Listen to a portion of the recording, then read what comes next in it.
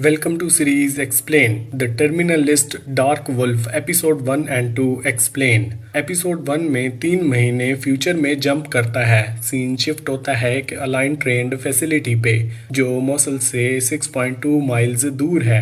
यहाँ Edward Iraqi space force को train कर रहा होता है। बैकग्राउंड में AC/DC के गाने बज रहे होते हैं। थोड़ी देर बाद रीच भी आ जाता है अपने साथ कुछ गिफ्ट लेके। सबसे पहले एडवर्ड की मुलाकात इमरी से होती है जो अपनी वाइफ मारवा और 2 बच्चों अफरान और जैनब के साथ वहां होता है। एडवर्ड उसे बताता है कि उसने एक बड़ा अरेंज किया है जो आमिर को प्रोटेक्टिस लग देता है, लेकिन आमिर कहता है कि उसने दोबारा आर्मी ज्वाइन कर ली है। एडवर्ड उसे समझाता है कि फैमिली पे ध्यान दो, लेकिन आमिर कहता है कि जब तक जो बुराई ISF को कंट्रोल में नहीं आता वो रुकने वाला नहीं।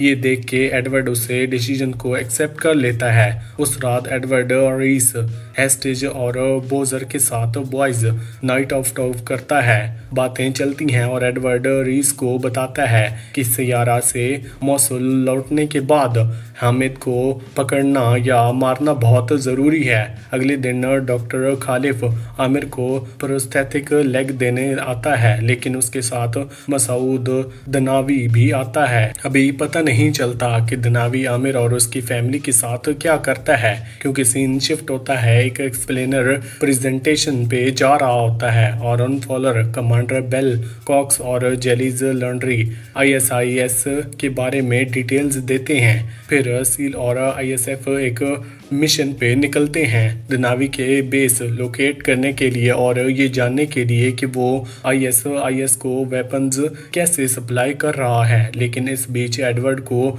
आमिर का कॉल आता है। आमिर बस इतना कहता है, ज़ैनब और आफरीन का ख्याल रखना। एडवर्ड तुरंत समझ जाता है कि सुसाइड बॉम्बिंग होने वाली है और अपनी टीम को बेस पर वापस बुलाता है, लेकिन देर हो चुकी होती है। आमिर ने अपने प्रोस्थेटिक लेग में बॉम्ब ब्लास्ट कर दिया होता है। बाद में जब सील और ISF आमिर के घर जाते हैं, उन्हें मरवा डेड मिलती है और दोनों बच्चे गायब। कमांडर कॉक्स फिर अपने टिपिकल लेक्चर देता है सिक्योरिटी और IS खत्म करने पे। फारूक एडवर्ड को बताता है कि प्रोस्थेटिक लेग में बॉम्ब था और बॉम्बिंग के वक्त हामिद और दनाइव दोनों मसूल में थे। ये सुनकर एडवर्ड डिसाइड करता है कि अब हामिद को पकड़ना या मारना ही होगा, लेकिन कॉक्स उन्हें रोक देता है। एडवर्ड बहुत गुस्सा हो जाता है क्योंकि CIA हामिद को अपना एसिस्ट बनाकर प्रोटेक्ट कर रही होती है। CIA चाहती है कि हामिद दवाई की सप्लाई चेन में एक्सपोज करने में काम आए। हॉस्टेज एक आइडिया देती है, कहती है कि जब वो मोसुल मिशन पर जाएगी तो हामिद को एक्सपोज कर देगी। उसके बाद IS खुद उसे मार देगा और सील्स पे ब्लेम नहीं आएगा। प्लान अच्छा लगता है, लेकिन कॉक्स फुलर और लॉन्ड्री क्लोजली ऑपरेशन मॉनिटर कर रहे होते हैं। जब एडवर्ड हामिद के घर में ज़ैनब को देखता है, उसका पेशेंस टूट जाता है। प्लान फॉलो करने के बजाय वो सीधा हामिद को मार देता है।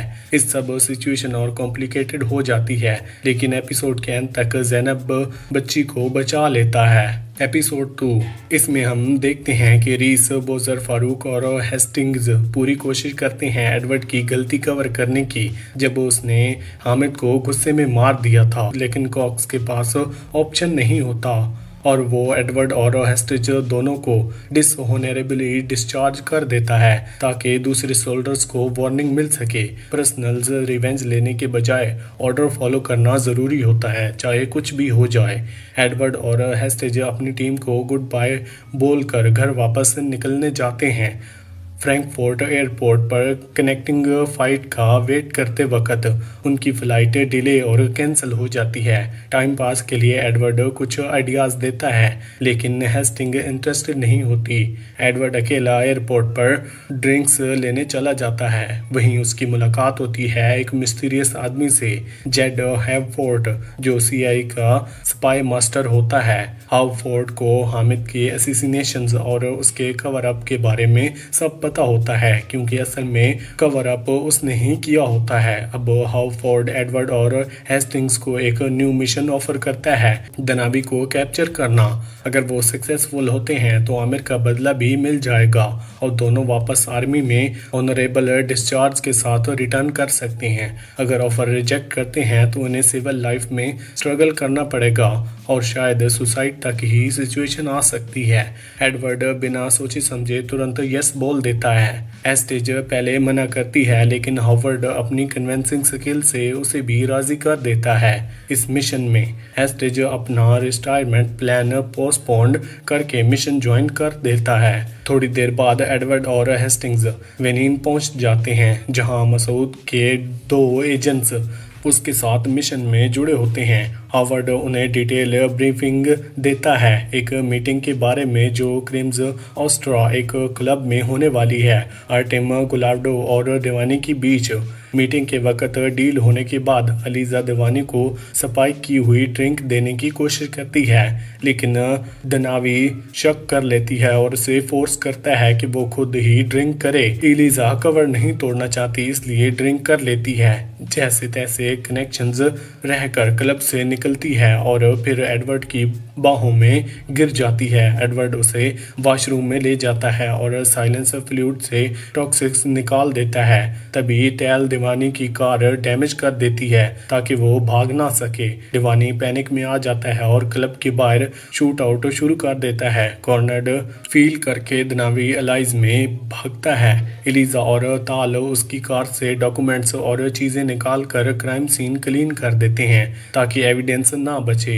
इधर एडवर्ड और हेस्टिंग्स दनावी के पीछे करते हैं। चेज के बाद आखिरकार वो दनावी को घेर लेते हैं। हेस्टिंग्स अपने गन को बट से दीवानी के सर पर बार बार मार के उसे गिरा देता है। स्क्रीन पे दीवानी जमीन पर पड़ा होता है, सांस लेता है और नजर नहीं आता। हाउफोर्ड कहता है कि उनके पास उसका फोन आ गया है और मिशन खत्म समझा जाता है। क्या दीवानी सच में मर गया? शूट देखकर लगता है कि हाँ, बिल्स के बैकग्राउंड साउंड से भी लगता है कि उसकी डेथ हो गई है। और हाँ, एक रैंडम नोट शो का म्यूजिक काफी हद तक हंस जिमर और ओपनिंग शॉट जैसा लगता है। इसी के साथ ये दोनों एपिसोड यहीं पर एंड होते हैं। आपको कौन सी मूवी या फिर वेब सीरीज का एक्सप्लेनेशन चाहिए हमें कमेंट सेक्शन में जरूर बताना। वीडियो अच्छी लगी तो वीडियो को लाइक करके चैनल को सब्सक्राइब लाजमी करना। Thanks for watching.